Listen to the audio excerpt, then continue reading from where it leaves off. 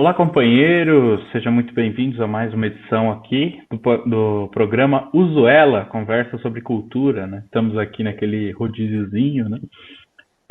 Agora, durante o período do curso da Universidade Marxista, nós estaremos aqui no programa fazendo um rodízio aí de apresentadores.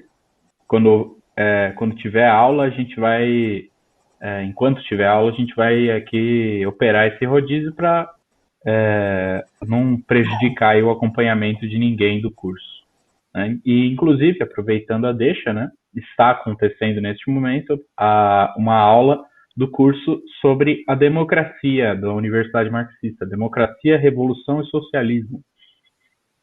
Esse curso, né, ele está disponível ainda, você ainda pode se inscrever e acompanhar, né, ele está acontecendo, já tratou aí de uma série de aspectos interessantes, problemas até da própria democracia em si. Vale a pena participar, se inscrever lá no curso e acompanhar aí essa que é uma formulação importante, principalmente para a polêmica com a esquerda no momento atual, que é um problema que a gente está tendo, né? O último curso sobre o stalinismo já abordava um pouco esse ângulo, essa questão de polemizar aí com um determinado setor da esquerda com o problema do stalinismo. E agora a concepção sobre a democracia é outro ângulo aí de polêmica importante que a gente tem com a esquerda, que é muito iludida, tanto com as instituições democráticas, quanto com o sistema democrático. Existe assim uma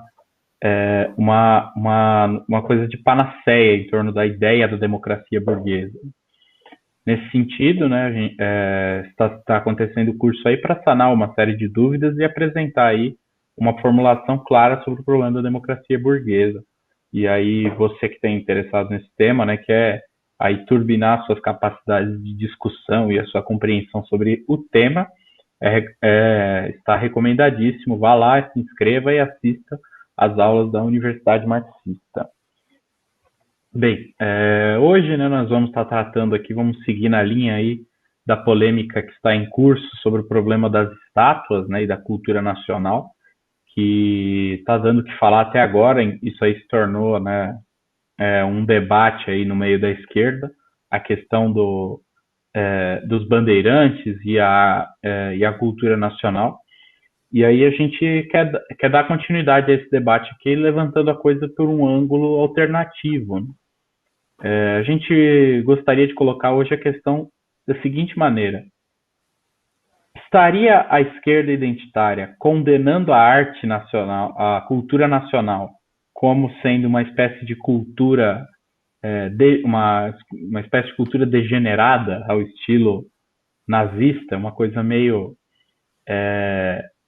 A esquerda estaria reivindicando uma cultura pura, racialmente falando, porque um pouco a gente vê essa conduta aí da parte deles no que diz respeito à reivindicação das raízes históricas do país, né?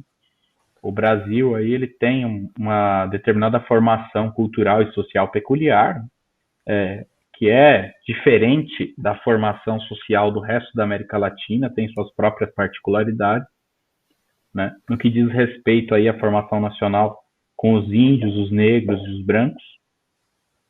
E a gente vê que a esquerda estava procurando renegar isso daí e reduzir essa relação aí histórica que o Brasil tem, né?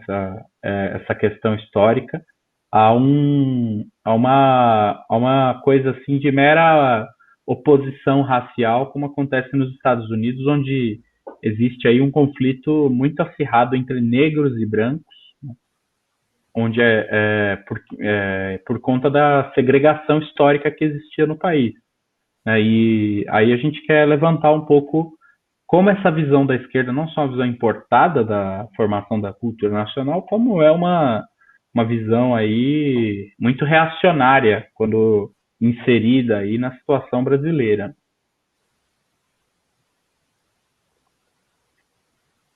É isso aí. Boa noite, Kaká. Tudo bem?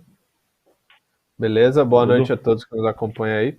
Eu queria começar comentando, Kaká, uma coisa que eu vi aqui, que o Fantástico fez uma matéria, o Fantástico da Globo aí, do Super Democrático, né? super democrática a Rede Globo, super preocupada com a população, né? Com a população negra, com a população perseguida, etc, etc.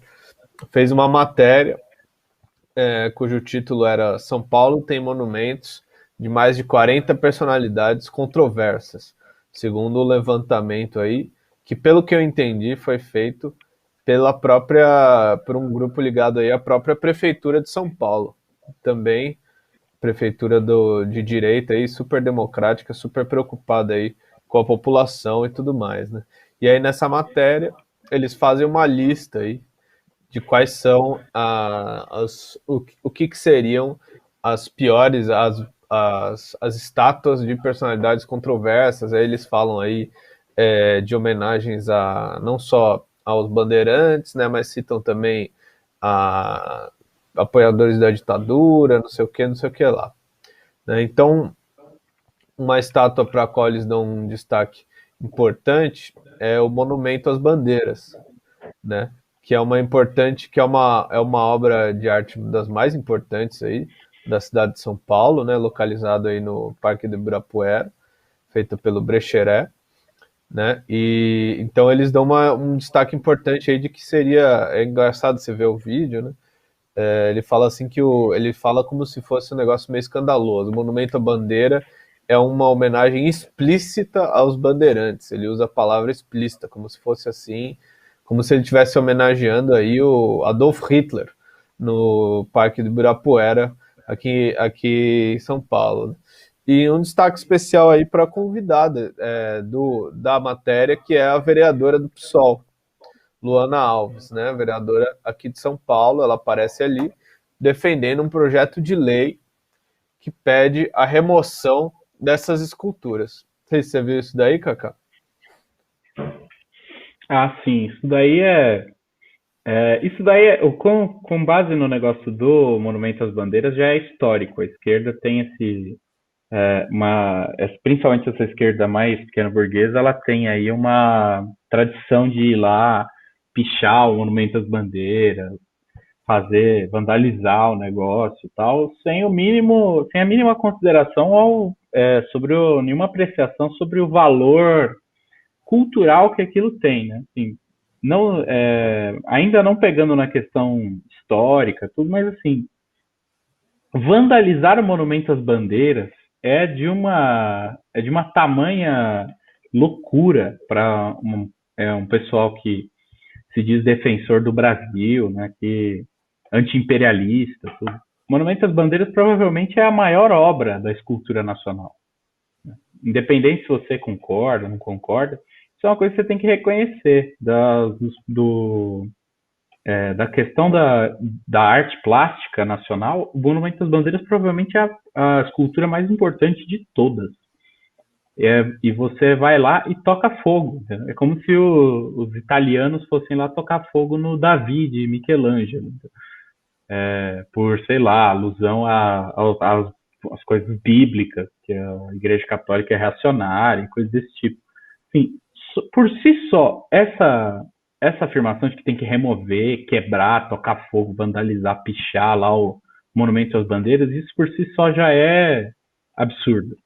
Né? Pensando assim do ponto de vista artístico, né? Como da defesa da cultura e tudo.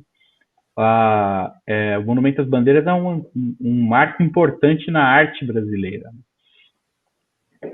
Aí tem a questão cultural também, né? O problema da formação nacional. Né? Você colocou bem que eles colocam assim, eles estão tentando criar uma espécie de consciente coletivo, né? Porque esse pessoal da esquerda eles só operam se eles estiverem aí no campo da massa bem pensante. Então eles começam a tentar criar aí uma impressão geral de que não, isso aqui é o que todo mundo acha, é o senso comum. Estão tentando emplacar um senso comum de que os bandeirantes são uma coisa negativa da história do Brasil. Eu vi, hoje teve uma colocação do Breno Altman sobre o assunto, Eu e tirei aí a um gente print, teve o. vou mandar aqui para a produção para a Então, gente depois comentar. eu vi que o Breno Altman fez a colocação sobre o negócio, tudo. O pessoal, inclusive, está procurando aí uns historiadores meia boca aí para criar determinados fatos históricos, sejam mal interpretados ou inexistentes, né, da cultura nacional aí para tentar inventar aí uma coisa sobre os bandeirantes que eles não são, né? Os bandeirantes, eles são aí os responsáveis pelo tamanho do Brasil, né? E por tabela, eles são responsáveis pelo que o Brasil é hoje, né? O Brasil é uma potência aqui da América Latina. Tem um print aí do Breno Altman. Eu não consigo ver, que está muito pixelizado para mim, mas o pessoal está É o lendo aí. seguinte: para o povo assumir os destinos desse território, é preciso destruir uma das, uma das principais ferramentas da hegemonia cultural das elites, a historiografia oficial. É esse que você botou? É esse que a produção botou? Acho que sim. Está meio Não sei, pixelizado não para mim consigo também. ver. Então, é isso aí. A historiografia oficial. Os mitos e as manipulações precisam ser colocados abaixo para que as classes dominantes sejam desmoralizadas, né? Então eles colocam aí como se a questão do... Ele coloca, né? Como se a questão dos bandeirantes fosse um mito das elites, né? Das elites brasileiras e tal, sendo que, como o próprio companheiro Rui comentou na última análise política da semana, mas é bom relembrar, né? Os bandeirantes não tinham nada de elite, né, no Brasil. Elite nesse sentido escroto aí que o pessoal usa, porque também é um negócio muito estranho chamar de elite, mas tudo bem. Os bandeirantes não tinham nada de classe dominante, não tinham nada disso. Os bandeirantes eram uma espécie de uma ralé aí do ponto de vista geral, né? Tudo bem, eles não eram escravos, né? Claro que o setor mais esmagado da população, obviamente, eram os escravos, mas do ponto de vista da população livre, os bandeirantes eram uma espécie de uma ralé aí, né? Eles não eram como os ricaços no Nordeste aí, que tinham um monte de escravos trabalhando nos seus engenhos, né? Os bandeirantes eram um povo relativamente pobre aqui em São Paulo, que durante um curto período aí de tempo partiu aí em bandeiras para capturar escravos indígenas para poder ver se ganhavam dinheiro e tal, mas no fim das contas foi um curto período da atuação dos bandeirantes. Uma boa parte do tempo que eles atuaram foi na caça de pedras preciosas, né? Então é colocada aí uma coisa errada, incorreta do ponto de vista histórico, né? Que nem estava falando. A crítica a tentativa de vandalizar o Monumento às Bandeiras não só é errada de um ponto de vista cultural, por causa da importância da obra de arte, mas também do ponto de vista histórico está errado também. É um protesto que não tem sentido, não tem lógica, né? Também tem assim uma questão importante para se levantar, né? Os bandeirantes, eles aí, você vê que a esquerda não tem muito uma noção também de ver o problema histórico com perspectiva, né? Porque você vê que assim, os bandeirantes, numa certa medida, eles representaram aí a expansão do Brasil e eles também representaram aí um pouco o progresso chegando para o território brasileiro, né, do continente americano. Não dá para. A gente não vai aqui fazer aquela demagogia barata que a gente vê muito na esquerda, de falar que não foi progresso, que a vida do índio era melhor antes de chegar aqui. Eu não vou me dar ao trabalho de entrar nesse mérito aí, porque é um absurdo você falar que não tem diferença o que é hoje ou o que veio a ser depois da colonização aqui Não é nem que não para tem o que era a diferença, vida eles do índio. falam que era melhor antes, né? Que é um negócio até pior. Então, eu não vou chegar nesse ponto de esclarecer isso daí, porque é uma coisa muito clara já, que isso daí é uma demagogia besta, né? Um negócio idiota que o pessoal fala, para fazer demagogia aí com um determinado grupo social. Mas assim, esse progresso que foi trazido para cá pelos bandeirantes, ele representa também um pouco se ele tem algo a ver com as classes dominantes, ele seria assim ele é um progresso que veio da época mais revolucionária que a classe dominante teve aqui no Brasil. Porque, assim, houve um decaimento da classe dominante como classe revolucionária. Isso aí, inclusive, está no curso. Recomendo o pessoal dar uma olhada, né, para compreender melhor esse problema aí do caráter revolucionário da burguesia e tudo. Né?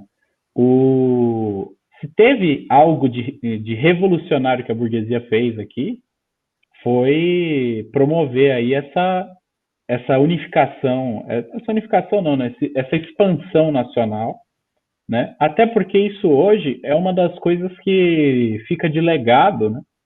Que dificulta, por exemplo, o domínio do imperialismo aqui na América Latina.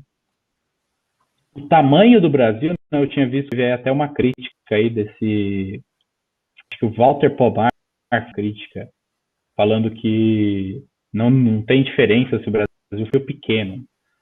Mas, assim, é fácil de ver que isso daí é um absurdo de se dizer quando você olha, por exemplo, a importância que é dada para o Brasil, do ponto de vista da manipulação imperialista, com relação aos outros países. Aqui no Brasil, por exemplo, na época dos golpes militares da Operação Condor, era patente que, assim, o Brasil era o país mais importante que não podia ser perdido de maneira alguma pelo imperialismo. O imperialismo tem um medo assim, eles têm é um negócio que tira o sono do pessoal, a ideia de que o Brasil se liberte aí das garras do imperialismo, porque isso daí provocaria uma libertação da América Latina em cadeia. O Brasil, falaram durante a época dos golpes aqui na América Latina, que o Brasil seria uma nova China. Então, assim,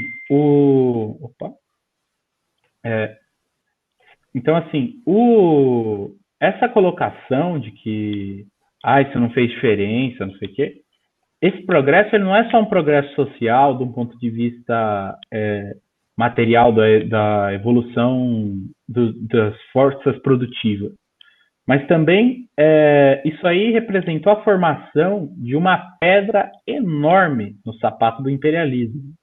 A existência do Brasil como o país que ele é hoje, que é esse país grande, né, com um desenvolvimento econômico grande desse jeito, porque se o Brasil fosse repartido em vários pequenos paraguaios aí, ele não teria o mesmo potencial que ele tem agora com toda essa extensão territorial, né? A gente vê aí muitas tentativas de justificativa maluca aí que o pessoal dá, né? Mas no fim você vê que isso aí é tudo o pessoal procurando aí adequar a realidade às suas teses sectárias aí com relação a esses problemas. O progresso social é contraditório. E isso daí não dá para negar que foi um progresso social, independente da maneira com que isso aí se deu. Eu queria comentar também uma coisa que o Pomar fala aqui, né? Que é parecido com o que o Breno Altman fala, né? O Pomar ele fez uma matéria aí para o site pagina13.org.br comentando as afirmações as posições do partido com relação ao problema do Borba Gato. E a tese dele é que o problema é que o Borba Gato e os bandeirantes, né, o mito dos bandeirantes, suposto aí, é um mito das classes dominantes, e ele deve ser derrubado aí pelas classes dominadas, né? Ele coloca isso daí. Só que a questão é que o problema do bandeirantismo ele foi levantado aí pela, vamos dizer assim, burguesia paulista num momento em que a burguesia paulista lutava contra um retrocesso, né? E era uma espécie de uma ação à esquerda aqui em São Paulo, colocar a questão dos bandeirantes, né? É uma valorização de uma questão paulista, mas justamente porque isso daí representa o que nem o Kaká falou aí, né? Um aumento representa 2/3 do território nacional, a existência dos bandeirantes aí. Que também a vereadora de São Paulo aí, a Luana, do PSOL que eu acabei de falar, Luana Alves, ela fez um projeto de lei aí que propõe trocar a estátua do Borba Gato por uma estátua da Teresa de Benguela, a líder quilombola aí do século XVIII, né? Fez um abaixo-assinado e tudo mais, né? Assim, tudo bem, beleza. Acho que é importante homenagear os quilombolas, os líderes, não que eles não sejam, né? Até em alguns lugares você tem estátuas do Zumbi dos Palmares, etc, né? Mas eu acho curioso, primeiro, toda essa demagogia, e segundo, como está sendo impulsionada essa demagogia aí pela Rede Globo e pelo imperialismo. Eu acho que isso chama atenção e é algo que o pessoal deveria observar com calma, porque a Rede Globo está dando muito cartaz para isso daí, para essa política aí, né? Que é uma política identitária, totalmente identitária, né? A classe operária, a classe trabalhadora e tudo mais, não tem nada com o Borba Gato, ninguém se importa com a estátua do Borba Gato, ninguém se importa com essa questão dos bandeirantes. É colocado aí como uma suposta revolta aí dos setores oprimidos e tudo mais. Só que é uma coisa que não tem, você não vê aí, você não vê a classe trabalhadora revoltada com os bandeirantes, né? O pessoal está revoltado com a polícia, né? O pessoal está revoltado aí com a direita, com a extrema direita. Não existe isso daí. É uma revolta que só existe dentro da cabeça dos identitários, né? E é algo importado dos Estados Unidos, né? Então é importante que o pessoal tenha em mente que isso daí vem sendo impulsionado justamente para se opor à luta da classe operária, né? Isso está sendo impulsionado aí e vai ser usado muito aí contra a própria candidatura do Lula, contra a luta contra o golpe no próximo período. O pessoal precisa ficar atento a isso daí, né? Isso daí é um ponto importante de levantar, né? A questão de que não é uma coisa que veio daqui, né? Esse problema dessas reivindicações, ancestralidades, derrubada de estátua.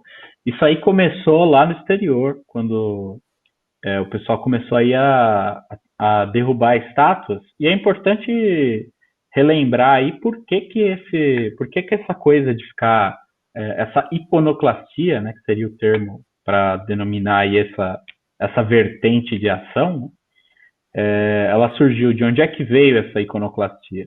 Isso daí substituiu a violência violência diretamente contra as instituições de repressão do Estado burguês norte-americano.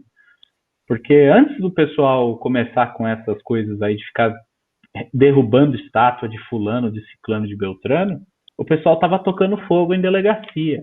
Estava lá tocando fogo na CNN, batendo na polícia, protestando na rua.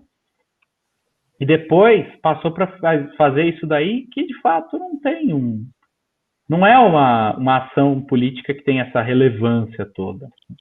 E substitui a ação política direta, uma coisa que tem a ver com a situação concreta, que é esse problema da repressão do Estado burguês, né?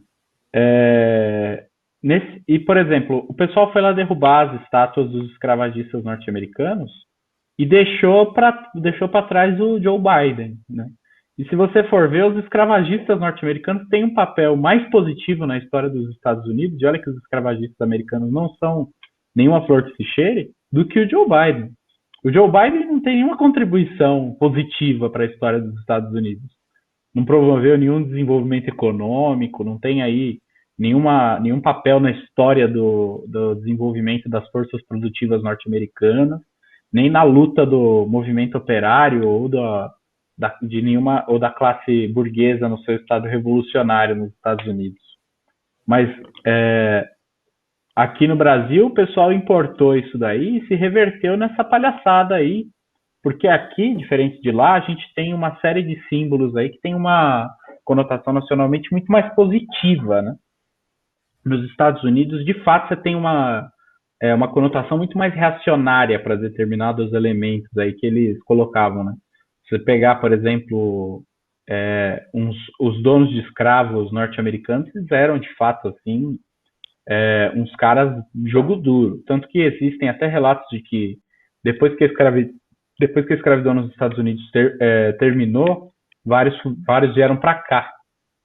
E ou eu não sei se terminou, ou se depois que a escravidão nos Estados Unidos começou a ter ali umas expropriações e diminuir, alguns donos de escravos vieram para cá, e aí o trato com os escravos piorou substancialmente com a vinda deles para cá. Então, de fato, assim, existe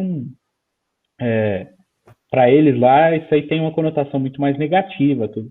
Mas aí o pessoal vem com essas coisas aí de ficar a reboque da tendência do movimento estrangeiro, né, de ficar importando, porque isso daí não é essa visão da cultura nacional, é uma visão norte-americana, não é uma visão brasileira. O Brasil não é os Estados Unidos, não é um país, o Brasil não é esse país segregado que é os Estados Unidos. O Brasil, né, diferente do que eu vi até gente tentando reivindicar que o Brasil não seria um país miscigenado, nada disso. Por exemplo, no caso desses bandeirantes aí, vários deles tinham muitos filhos com índios. Alguns deles, inclusive, eram mestiços. Né? O próprio Borba Gato viveu numa aldeia indígena por anos aí, porque ele matou um cobrador de impostos, né? Isso aí até aquele youtuber meio direitista, Eduardo Bueno, comentou isso daí, que o Borba Gato, ele matou um cobrador de impostos do governo e teve que se refugiar numa aldeia indígena por vários anos, né? Você vê que o cara se refugiou, né, numa aldeia indígena finalmente. Se ele fosse assim tão assassino de índios, não seria tão simples ele fazer isso, né? Fora que a política geral, né? Isso aí, assim, quando a gente pega nos pormenores da questão brasileira, você vê que o pessoal já está errado. Mas quando você pega a coisa em maior escala, você percebe também que o raciocínio está errado em várias escalas, né? Por exemplo, quando você observa o problema do ponto de vista da colonização em geral dos países latino-americanos, né? Você vai ver que, por exemplo, esse método de segregação e genocídio não é o método brasileiro de colonização. Não foi o método brasileiro. Né? Claro, teve muita morte, foi um negócio brutal, tudo. Mas o fato é que o método de colonização que foi empregado aqui no Brasil, em grande medida, envolvia aí a assimilação dos índios, a miscigenação, né? Tanto que você vai ver que aqui no Brasil o Tupi-Guarani, os idiomas indígenas, tal, eles foram muito integrados aqui na língua portuguesa. A língua portuguesa brasileira tem uma diferença considerável da língua portuguesa de Portugal. Aqui a gente tem muito da presença aí de palavras indígenas nas coisas, nomes de ruas, etc. Assim, não é uma coisa tão estranha para nós, né? E assim, isso contando também que, por exemplo, o Brasil não é um país indígena, como é, por exemplo, a Bolívia, que é um país com uma quantidade de índios na população, e índios mesmo, muito grande, né? O pessoal com aquela cara de índio mesmo. O Brasil não é esse país. E o Brasil também não é um país que nem Cuba, por exemplo, um país africano. Você tem aquela divisão social clara entre os negros e os brancos muito forte. Tal. O Brasil é um país muito miscigenado nesse sentido, que tem aí, até meio única a maneira com que se dá aí a relação social no Brasil. Difícil você pegar outro país que tenha características tão peculiares. Né? O pessoal inventou aí uma determinada relação social que não existe no Brasil. Não, e no fim das contas, né, mostra aí que a esquerda pequeno-burguesa ela está muito mais conectada com o imperialismo do que com a própria cultura nacional, né? Esse despeito com a cultura nacional, esse descaso, né? Existe até uma certa aversão à cultura nacional, né? Esse caso aí de você querer destruir aí o Monumento às Bandeiras, você vandalizar o Monumento às Bandeiras, você querer tirar esses monumentos, tirar as obras de arte que estão expostas aí nas cidades do país, isso daí é uma aversão à cultura nacional, é uma posição totalmente absurda, né? Que mostra também essa ligação que o pessoal tem com o imperialismo. E é importante ver isso daí, né? O próprio o imperialismo dá muito cartaz para essa política, porque ele sabe que essa política é muito conveniente para eles, né? É uma política que, num certo sentido, ela combate aí as ações mais revolucionárias, mais verdadeiramente combativas da população, que nem você falou, né? Foi a política utilizada para acabar com a queima de delegacias, né? Com a queima de viaturas, com o enfrentamento com a polícia, né? Eu lembro que naquele período, inclusive, uma das reivindicações do movimento era o fim da polícia nos Estados Unidos, né? Era cortar o orçamento da polícia, era colocado de um jeito meio confuso, mas era uma reivindicação ligada diretamente a pedir o fim da polícia, né? Os Estados Unidos é um país que tem até mais polícia que o Brasil. Então, isso daí, todo esse negócio da derrubada de estátuas e tudo mais, teve uma função importante em desmobilizar o movimento negro nos Estados Unidos, que estava estava numa mobilização bastante intensa naquele momento, né? E é uma coisa aí de universitário, né? Da classe média, não tem nada a ver com a luta da classe operária, não tem nada a ver com o que eles chamam aí de juventude periférica, essas coisas, né?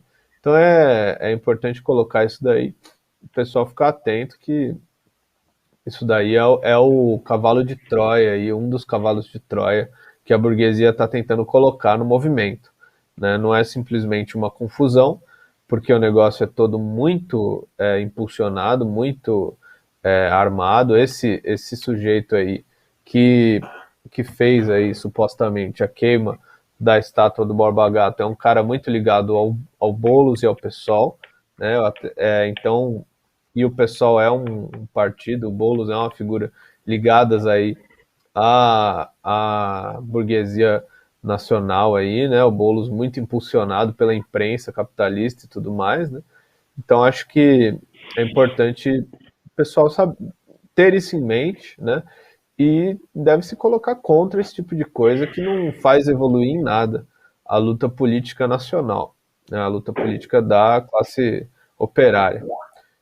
Então uma outra coisa, né, que é importante levantar é essa noção estranha que a esquerda parece ter do que seria uma arte, que nem você falou, né, do que seria uma sociedade ou uma arte puramente negra ou então puramente indígena, né, no Brasil, que é um negócio que não existe, né?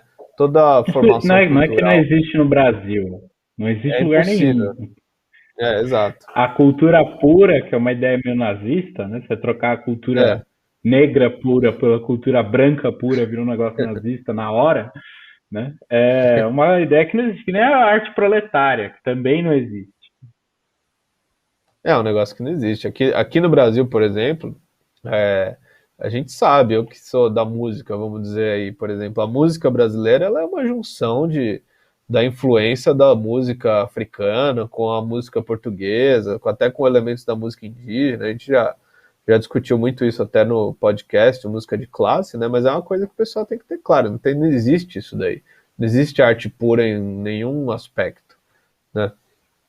É uma grande bobagem, né? Então o pessoal aí tá defendendo um negócio muito confuso e muito errado, no fim das contas, né?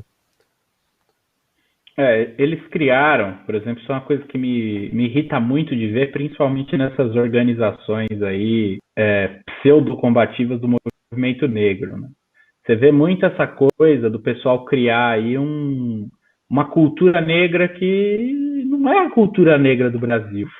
Eles inventaram aí uma coisa que seria uma coisa meio chupada assim da cultura africana, mas não é assim puro sangue, um negócio africano mesmo, né? Até porque o pessoal não é africano, né? E aí criou-se um negócio que não existe em lugar nenhum, porque não é brasileiro, não é africano, não tem não tem um negócio, não tem um caráter de classe, é um negócio pequeno burguês ao extremo, né? Porque também tem esse detalhe, né? A cultura do negro brasileiro, em parte, é um pouco a cultura do operário brasileiro. Tem que levar isso em consideração. E aí, se esses engomadinhos pequeno burgueses tentam fabricar uma cultura do negro, vai virar aí uma cultura do negro pequeno burguês. Eles inventaram aí um negócio que é uma cultura negra que existe no universo deles. Então você vai ver, por exemplo, o que é a cultura do negro no Brasil? É o samba, é a capoeira, você tem candomblé, você tem aí um monte de coisa que vai se enquadrar como a cultura do negro no Brasil, que em grande medida é a cultura do brasileiro, né?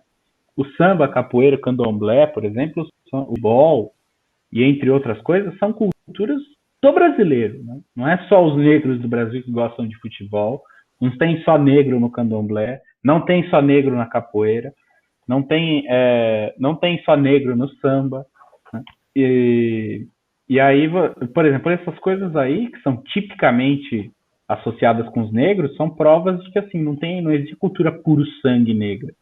Porque, por exemplo, se você for colocar só a contribuição dos negros para a capoeira, você vai perder uma gama enorme aí de coisas que tem na capoeira, porque tem muito branco na capoeira também. Você vai pegar só a contribuição dos negros para o samba, você vai perder um pedaço expressivo do samba no processo. E você vai ter uma outra coisa que não tem a ver com o samba, como samba mesmo. E em vários outros sentidos, né? A cultura do negro brasileiro está nessas coisas aí que os identitários não reivindicam. Eu vejo o pessoal lá se vestindo com os paninhos africanos, indo de turbante, fazendo isso, fazendo aquilo, mas eu não vejo. Cadê a capoeira? Cadê o samba? Né? No último ato a gente foi chamado de racista. Entendeu? Tava lá a mulher em cima do carro de som, falou que a gente era racista, só que os batuqueiros éramos nós. Ela tava Eles lá. Estavam fazendo uma missa chata pra cacete lá, desculpa aí a terminologia, né?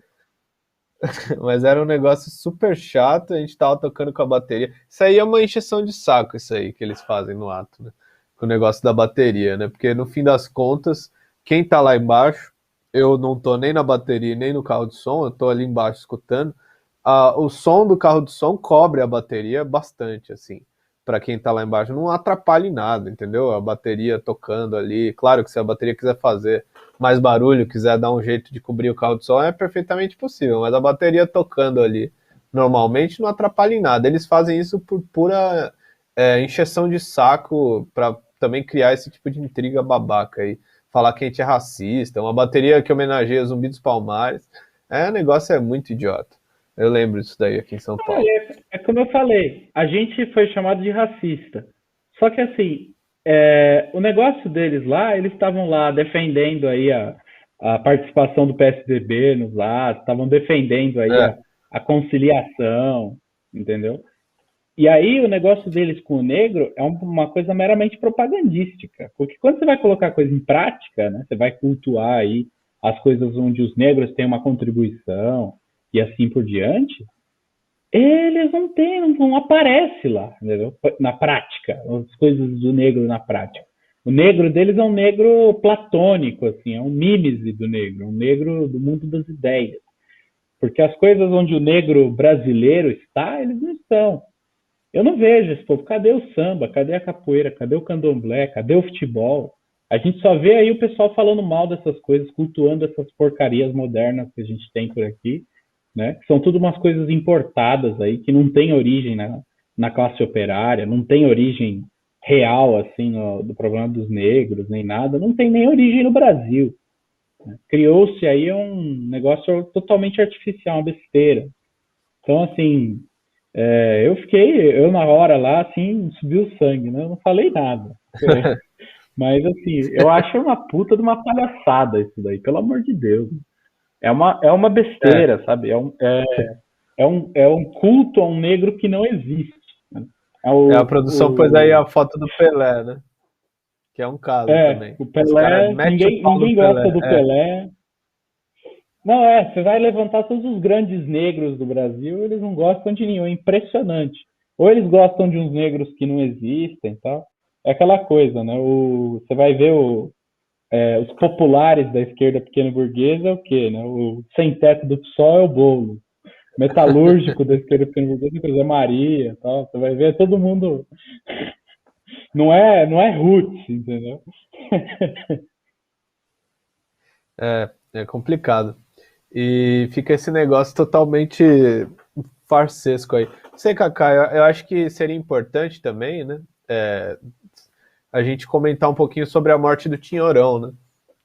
Ele. Nossa, isso daí é verdade. Não, eu queria prestar aqui as minhas condolências a esse cara que eu queria muito ter conhecido, que é o José Ramos Tinhorão. Meu amigo, eu fiquei triste, viu? O Chico veio me falar aqui antes do programa que ele tinha morrido, né? Para quem não conhece o Tinhorão, ele é aí um exímio, porém muito pouco conhecido em determinados círculos que deveriam conhecê-lo. Né? Ele é um crítico musical, né? da música brasileira que apresentou aí posições muito embasadas, né? E muito radicais sobre a questão da música brasileira, tudo. Então ele, por exemplo, se opôs ao movimento tropicalista, ele tem uma concepção de que o movimento tropicalista é um negócio reacionário que a gente em parte concorda, né? Ele foi grande crítico da bossa nova, né? E é tudo assim, ele era um cara que se reivindicava marxista, a entrevista dele no Roda Viva é muito boa para ver também um pouco das posições dele sobre essas coisas. E assim, tem que dizer que é uma perda muito grande, né? Ele já estava muito velho, ele está com mais de 90 anos, morreu aí por complicações por conta de uma pneumonia. Eu fico muito triste porque a gente no Música de Classe tinha a esperança de que a pandemia passasse e a gente conseguisse tirar uma entrevista com ele, porque ele foi referência aí de vários episódios do programa, foi assim, para nós, a gente leu os textos dele para pegar a orientação para determinados temas, a gente debateu várias posições dele em vários episódios, a gente também incorporou um pouco o método de análise dele da arte no Brasil, assim, ele é muito interessante ver a maneira com que ele trata, ele tem vários livros muito bons, né, como Os Sons dos Negros do Brasil, Pequena História da Música Popular Brasileira, e entre outros, assim, coisas de muita qualidade. E é uma perda, né? Eu fiquei triste de verdade quando eu soube que ele tinha morrido, porque eu queria muito ter conhecido ele. Quando a gente começou a discutir ele, eu achava que ele já tinha morrido. Eu descobri que ele estava vivo, eu fiquei feliz. Falei, pô, meu, quero conhecer o cara, quero ver, queria ter uma conversa com esse cara e eu nunca tive a chance. Fiquei, assim, genuinamente triste por saber disso. Porque o cara É, era um analista, assim, de primeira categoria, um cara de muita qualidade, vai fazer muita falta, né? é isso aí. Ele morreu. Ele morreu hoje, pelo que eu tô vendo aqui. Ele tinha 93 anos de idade. Ele já estava internado por 2 meses devido a uma pneumonia. E aí ele também tinha tido um AVC há 3 anos, então ele já estava com a saúde bem debilitada, né? Ele também já estava bastante velho, né? 93 anos. E é isso, é uma perda muito grande, né? Especialmente aí para a cultura nacional, ele era um crítico musical muito importante, né? Ele era muito ele era muito tido aí como um cara meio amargo, né? Como um cara meio rabugento, não sei o quê, mas na verdade é que ele fazia as críticas sem receio de puxar saco de ninguém, aí o que é uma coisa muito válida, né? Esse negócio, por exemplo, a crítica que ele faz a Tropicália é muito interessante, né? E ele se coloca contra aí uma das figuras que são aquelas unanimidades chatas, né, do Brasil, que é o Caetano Veloso. Então ele faz uma crítica aí muito Ele não tinha importante. medo, né? O Exato, ele não tinha Tinhorão, medo assim, a de coisa criticar. mais interessante é isso. Ele não tinha receio de ficar criticando esse pessoal chapa branca da cultura nacional, porque sempre tem esse pessoalzinho chapa branca. O Caetano Veloso, ele já era super chapa branca da cultura nacional, e aí depois dessa coisa toda aí com o Jones Manuel, ficou mais ainda. Ele Ah, surfou não. muito na onda do Chico Buarque, né? É. Muita gente colocava ele como um equivalente aí ao Chico Buarque, né? Que é uma besteira. Não dá nem para comparar um com o outro, né? Mas aí você vê, aí agora ainda as colocações políticas do Caetano Veloso terminam de manchar. E o cara declarou voto no Ciro Gomes, etc, etc. Né? Mas enfim, só para falar isso daí, é muito importante, né? Ele como um analista, um crítico, né, musical e tudo mais, ter essa coragem aí de se colocar, de não ter receio de se indispor com ninguém, né? Isso daí é fundamental. Assim, para usar uma frase que é meio brega, né? Mas nós precisamos de mais José Ramos Tinhorões. Gente como ele faz falta, viu? Porque a gente vive hoje assim é um período de muito camaradismo nesse meio ruim que tá a cultura hoje, né? Um negócio muito ruim.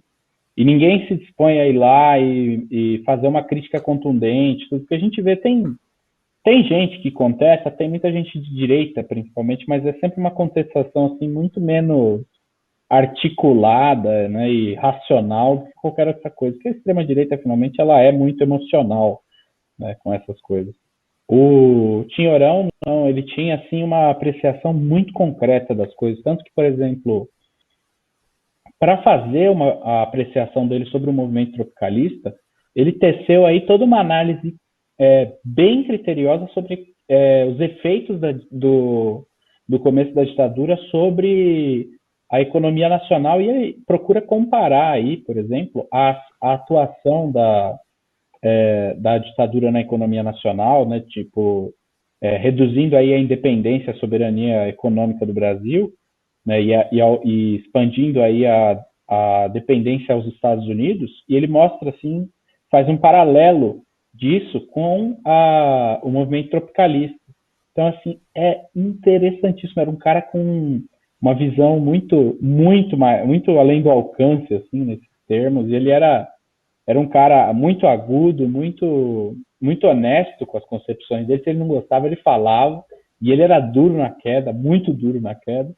Ele fala cada coisa assim que você fala, nossa senhora, paulada. Ele não tinha medo de falar e assim, a gente precisa de mais gente desse jeito, gente que efetivamente formula, faz um trabalho sério de análise e tudo, e não fica se preocupando aí em conservar esses camaradismos idiotas que a gente tem no meio artístico, até porque, vamos ser bem francos, hoje está tudo uma bosta. Não tem por que você ser muito camarada. Entendeu? O pessoal tem que fazer a coisa andar para frente e não vai ser fazendo essa conciliaçãozinha besta aí, que a coisa vai andar para frente. A coisa vai andar para frente se a gente pôr a coisa ao debate, tudo expor a contradição e resolver ela. E o fato é que com essa conduta aí de grandes amigos que o pessoal tem, de ninguém fala mal de ninguém, fica essa coisa meio assim e tal. Aí que o negócio não vai para frente mesmo. Que é uma conduta, inclusive, comum na esquerda, né?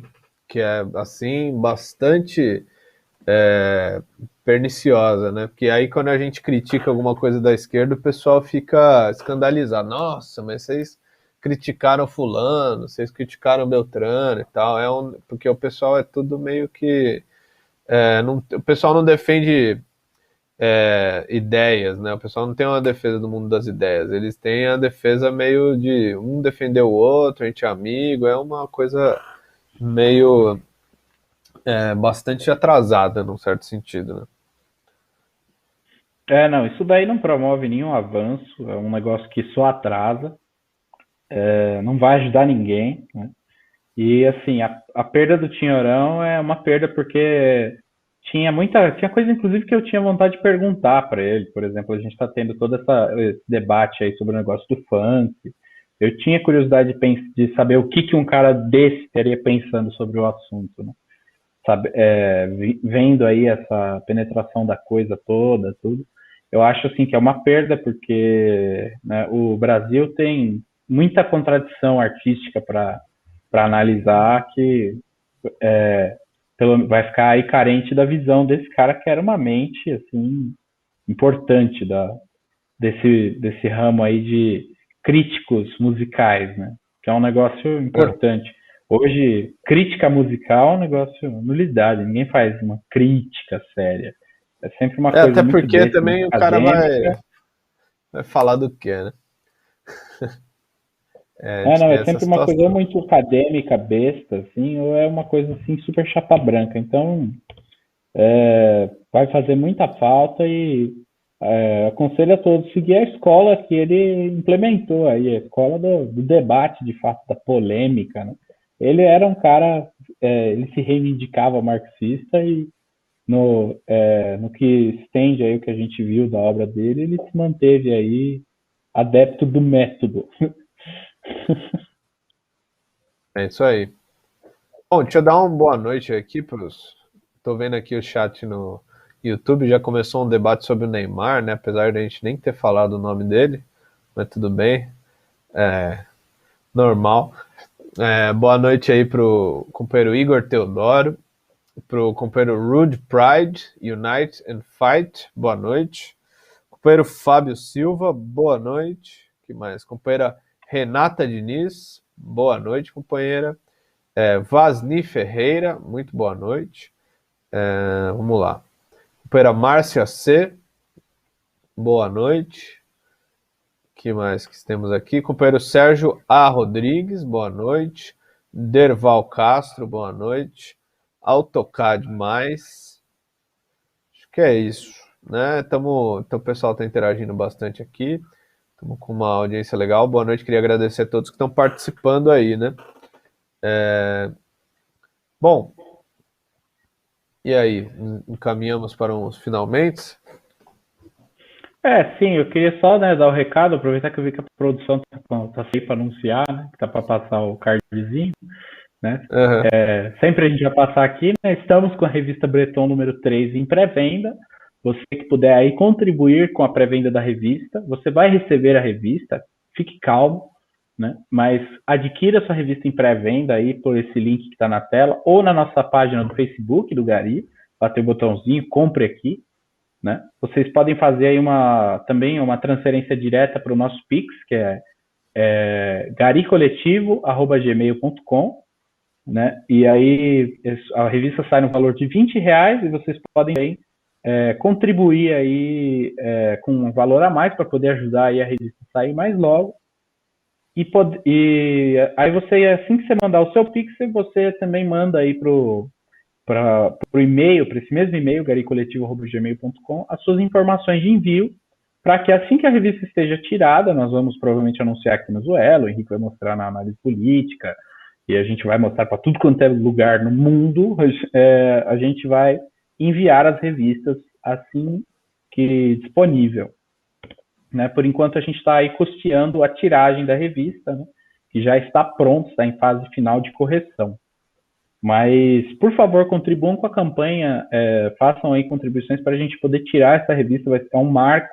O Gari está crescendo, é um coletivo que cresce mais a cada reunião. E, inclusive, temos aí, né, temos cronogramas vindo pela frente, né?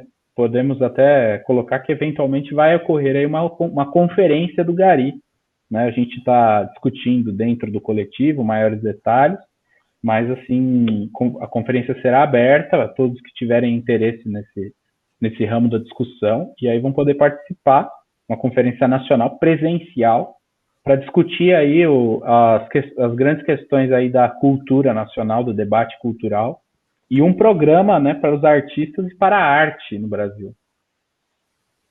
É isso aí. Também acho que é sempre bom convidar quem quiser participar do Gari, que é um coletivo ligado ao PCO, mas é um coletivo aberto a todos que querem participar, que se interessam pela discussão, que se interessam pelo tema, que atuam na área da cultura, né, que atuam nesse ramo e que querem discutir aí uma posição, um programa revolucionário para os artistas, né, e tudo mais. Então, quem quiser participar do Gari pode entrar em contato com os militantes do PCO para saber quando vai ser a reunião e tudo mais, né? Ela costuma acontecer no sábado às 17 horas, exceto aí teve sábados aí que tiveram manifestação, às vezes tem outros eventos, a gente remarca, né? Mas só entrar em contato com a gente para saber quando que vai ser a reunião e deixar e aí a gente pode participar, é aberto a todos. Acho que a gente pode fazer também um jabá do curso. Bom, já fizemos também, né? Já fizemos, né? Tá, a produção vai pôr na tela. Só lembrando Curso da Universidade Marxista está acontecendo, faça a sua inscrição, ainda dá tempo. Está rolando uma aula agora nesse exato momento, inclusive, para todos que estão inscritos. Curso sobre a democracia, muito importante aí para o debate. Mas eu estou ficando por aqui, né? É isso aí. Boa noite a todos e a próxima terça-feira, às 19 horas, tem mais o Zuela Conversa sobre Cultura. Valeu!